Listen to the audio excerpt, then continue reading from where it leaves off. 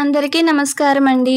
September 7వ తారీఖున వినాయక చవితి అందరం జరుపుకున్నాం కదండి. అయితే ఈ వినాయకుడిని చవితి చేసుకున్న ఇప్పటికి 3 రోజులు అవుతుంది. ఇంట్లో చిన్న మట్టి వినాయకుడిని తెచ్చుకుని చాలామంది పూజించుకుని ఉంటారు. ఇంట్లో పూజించుకున్న గణపతిని 3 రోజులకు గాను, 5 రోజులకు గాను, 7 రోజులకు గాను, 9 రోజులకు గాను, 11 రోజులకు గాను నిమజ్జనం చేసుకుంటారు. అయితే ఇంట్లో పూజించుకున్న చిన్న మట్టి వినాయకుడిని మాత్రం 3 రోజులకి నిమజ్జనం చేసుకుంటారు. ఇంట్లో పెట్టుకున్న పీఠాన్ని 3 సార్లు కదపాలి. గణపతి బప్ప మోరియా అనుకుంటూ అలా 3 సార్లు కదిపి కింద పెట్టుకోవాలి.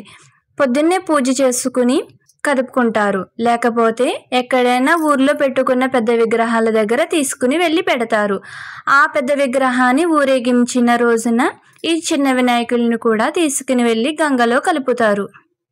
మనం పెట్టుకుని పూజించిన పత్రిని అలాగే పెట్టుకున్న నైవేద్యాలని తీసుకుని గంగలో కలుపుకోవాలి. 3 రోజులుగానే కలపాలని ఏమీ లేదు. కొంతమంది అయితే 5 రోజులకు గాను, 7 రోజులకు గాను, 9 రోజులకు గాను, 11 రోజులకు గాను నిమజ్జనం చేసుకోవచ్చు. పర్యావరణాన్ని పరిరక్షించుకోవడానికి రంగులు వేయలేని మట్టి విగ్రహాన్ని మాత్రమే పూజించుకోండి. మేమైతే ఇంట్లో మట్టి విగ్రహాన్ని పూజించుకున్నాం. మీరు మీ ఇంట్లో ఏ విగ్రహాన్ని పూజించుకున్నారో ఈ కామెంట్స్ రూపంలో తెలియజేయండి.